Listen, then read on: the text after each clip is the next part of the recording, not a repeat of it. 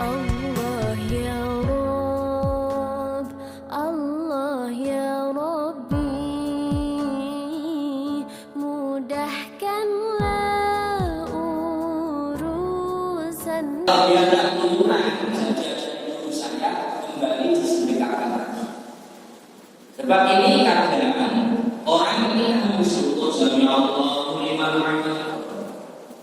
Ini masih tidak. Kalau tidak ini tidak tumanina. Tumanina itu adalah temannya seluruh anggota tubuh. Tidak boleh gerak-gerak selain gerakannya sholat. Jadi untuk ikhtiar, untuk berhati-hati, kembalilah sedekah. Sami Allahu liman hamidah. Ya, dari kata tadi ya. Nek bisa juga apa? Kemudian kita setelah itu kita hendak sujud. Bagaimanakah sujudnya?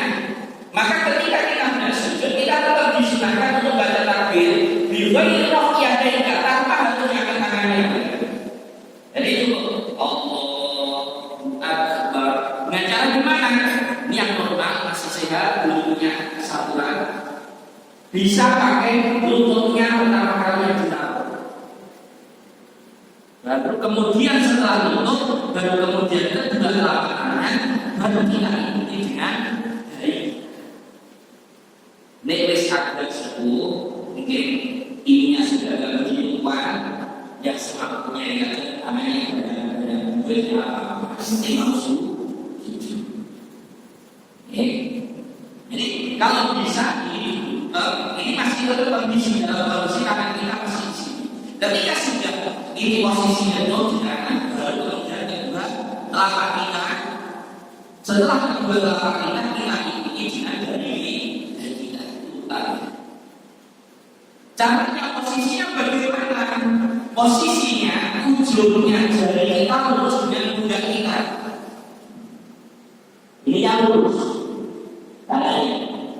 Jadi nggak usah apa, bukan terlalu ada kebelakangan dan sebagainya. Jadi ini lurus dan kondisinya dirapatkan. Ya, jadi jadinya rapat semuanya. Setelah kita sujud sambil kita membaca Subhanallah salah satu pasangan masyarakat dengan pakai 3, 7 atau 10 monggo. Ketika kita pakai yang 10, 7 itu ketika kita mufa'il. Summa saya sujud dibuka dengan kata-kata belajar bisa. Wajib ala kita bisa. Jadi kemudian setelah sujud yang kita tadi sujud ini yang perlu juga saya sampaikan. Ketika kita pakai sholat, jangan gini kalau sholat. Kalau kita sholat dalam kondisi kayak dia sujud kita biasa, karena kita dari kita tidak langsung untuk pada tempat sujud kita. Ditarik ke belakang. Seandainya kita kondisi tidak pakai sokot, ya, atau kita pakai sokot tapi lalu kita akan bisa punya apa bisa pendek terus, nggak benar kalau teman-temannya. Ini kalau ada jangan kan sampai 5 helai, 1 helai ngandung kita ini nggak bisa sujud kita.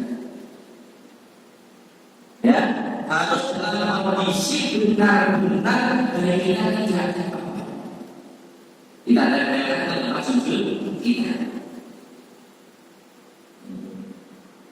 Jadi anggota sujud yang harus diperhatikan itu dari ini yang tertentu, kedua telapak tangan, ya, terus kemudian kedua lutut, terus kemudian kedua ujung kaki ini jangan diangkat atau jangan dibelok. Jangan sampai.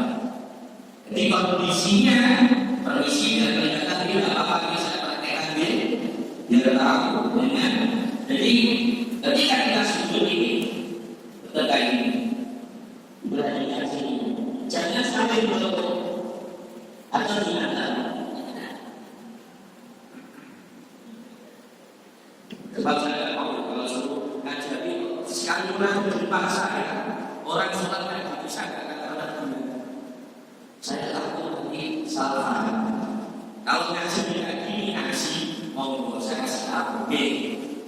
Kalau aku sudah pakai sebenarnya saya sudah berani untuk diangkat.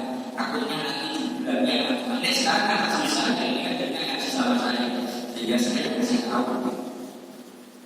Jadi jujur itu harus diperhatikan. Jadi sekali lagi budayanya bentuk terus kemudian ini yang paling menjadi syarat utama itu harus diperhatikan. Jangan berarti kalau seandainya ini akan kesal, saya tetap pakai ujian, saya pakai kata-kata kalau sujud itu juga kalau tidak sempurna. Menurut saya sesuai dengan kita yang sahabat dan tidak.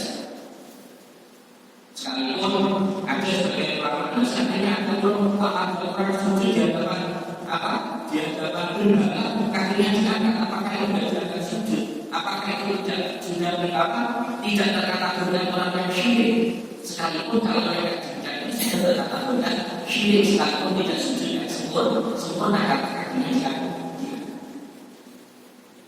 Tapi berarti untuk menyamakan sujud itu dengan sujud kepada kita dan tahu kalau juga pakainya juga pernah dicontohkan juga, sehingga kalau betul juga dia punya mereka suci kaki segala, walaupun juga tidak apa-apa itu juga saya berani itu. Sekalipun satu guru saya berani itu, dia punya landasan yang bukan keras. Kalau saya pakai standar saja.